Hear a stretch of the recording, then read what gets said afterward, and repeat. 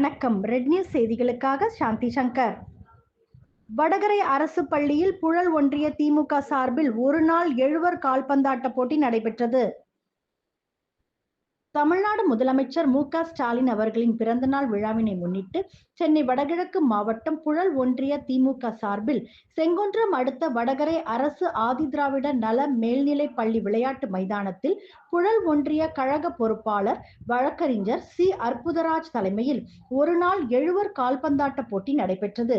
இப்போட்டியில் வடகரை, பம்மதுகுளம், மீஞ்சூர், பாடியநல்லூர், வியாசர்பாடி, திருவொற்றியூர், மணலி உள்ளிட்ட பல்வேறு பகுதிகளில் இருந்து 16 அணிகள் கலந்து கொண்டது.